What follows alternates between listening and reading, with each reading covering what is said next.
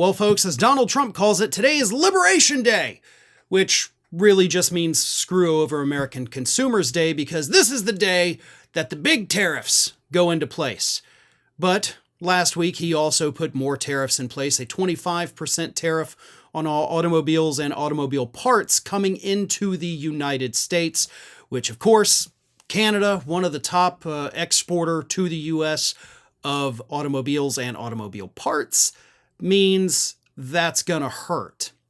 And in response to the tariffs last week and in anticipation to the tariffs coming today, Ontario Premier Doug Ford absolutely blistered Donald Trump and, unfortunately, by extension, the entire American public by pledging to inflict as much pain as possible on all of us. Here is what Doug Ford said. I can assure you one thing. We're going to make sure that we inflict as much pain as possible to the American people without inflicting pain on the Canadian population. All he's doing, talking about Trump, is hurting the American people. He thinks the cost is going to go down for automobiles in the U.S. It's the total opposite. The costs are going to go skyrocketing. He keeps calling out countries. He's really pointing us out for the most part. Ontario, 50% of the parts within the vehicles are American. They were showing me drawings today of all the different parts from all over the world, by the way, that goes in one vehicle. I can tell you, we just aren't going to roll over. We're going to retaliate, and he's going to feel the pain from the American people.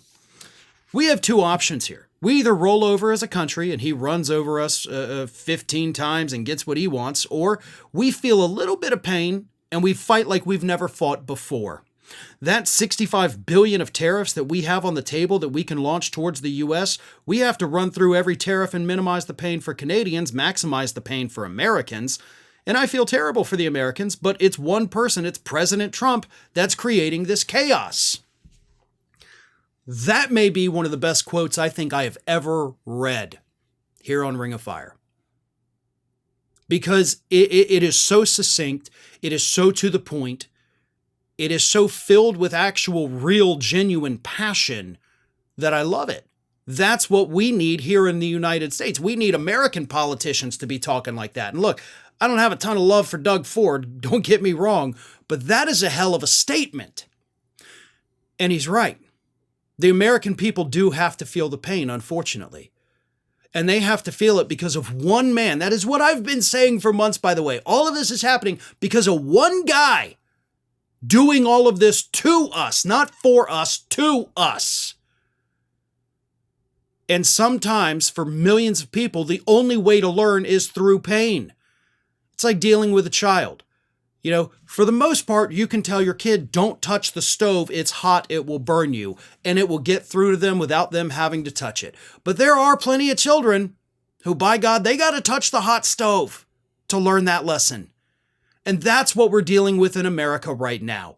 Most of us understand, listen, hey, I just saw fire coming out of the stove, it's hot, I'm not going to touch it. But there are people who are like, I don't believe it's hot. I don't think the fire touched the stove. Let me see. This is the let me see part. They're touching that hot stove and it's searing their skin. And they're going to feel that pain. We all are, unfortunately. But maybe that's how they learn. Maybe that's how they realized you made the biggest mistake of your lives in November of 2024. The tariffs are here. We will feel the pain. Doesn't matter that Donald Trump told auto industry, don't raise your prices. They have to raise their prices. You think they're going to voluntarily lose profit? Hell no, they're not. They're going to pass it on to us. So he can talk a big game all he wants. The rest of the world is talking a bigger game. And like Canada, they actually have programs in place to help lessen the cost of tariffs on their own people. Canada set up a fund, a couple $2 billion in it. We didn't do that. Maybe we should have thought ahead. Maybe we should try to be as smart as some of these other countries. They're prepared for a trade war. The American people and our government were not. Thanks for watching, everybody. And if you're not already, please subscribe to the channel. We got fresh content every day for you. And if you want to follow us across social media, make sure you check out all of the social links that we have posted in the description of this video.